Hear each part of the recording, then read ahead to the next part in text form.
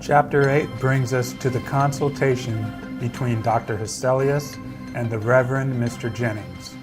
After learning about the monkey, the doctor wants to know if it's present while they're speaking. The Reverend tells him that it isn't, but he does go on to convey the monkey's increasingly aggressive behavior. He tells the doctor that the monkey is always trying to thwart his activities and his duties to the church.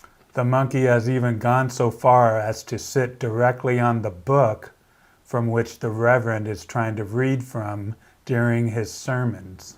More and more, it seems, the monkey is trying to corrupt the Reverend's relationship with God. The Reverend Mr. Jennings describes the nature of his condition as being directed by the machinery of hell. His next revelation is that the monkey even speaks, and it terrifies him. Dr. Hesselius tries to reassure him that all will be well, but then he learns the worst of the situation. At one point in time, the monkey had tried to goad the Reverend into committing suicide. In chapter 10, Dr. Hesselius implores the Reverend to understand that Providence is on his side. The doctor then takes his leave, making sure that the servants know of the Reverend's need for care. Hesselius then proceeds to work on the case, but as he sets about the task, he receives a note from the Jennings household. Though the monkey had been absent during these past few weeks, it's back now. Dr. Hesselius returns to the Reverend's home, but it's too late.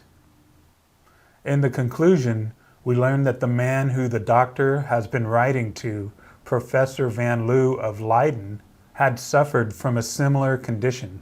In this case, the doctor was able to cure him, like he had cured many others with the same problem. Here the doctor writes down the manner in which he has been dealing with this sort of illness, telling us how green tea, in fact, is one of the culprits of its cause.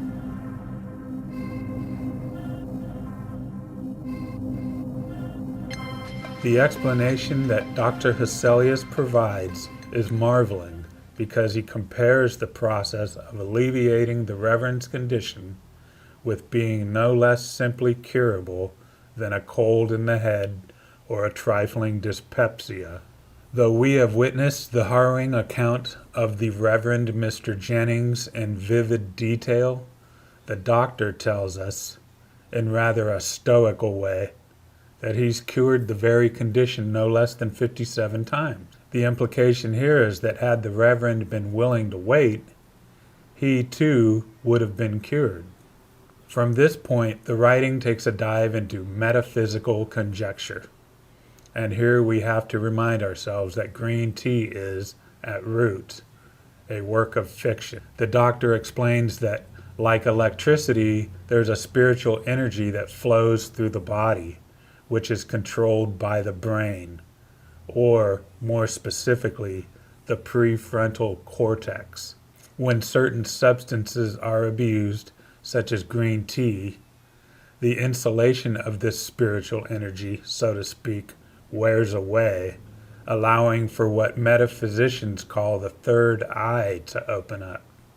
This visual pathway allows humans to see into a world that is beyond the earthly realm. Though the doctor does not go so far as to say that the monkey is an evil spirit, rather, he leaves it to his reader to think of it as some hallucinatory object that is visible by virtue of the third eye. And with Swedenborg's foreshadow, we are left to deduce for ourselves whether or not the monkey was really an evil spirit.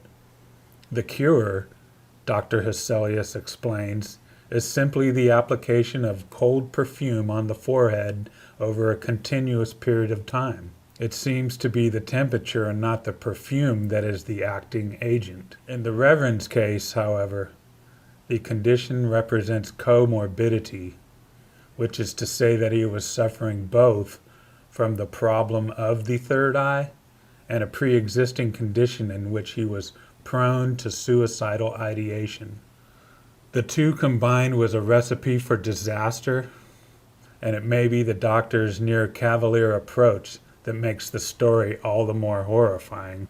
And remember, if you've made it this far, that we should take Sheridan Le Fanu's strange tale with a mild grain of salt.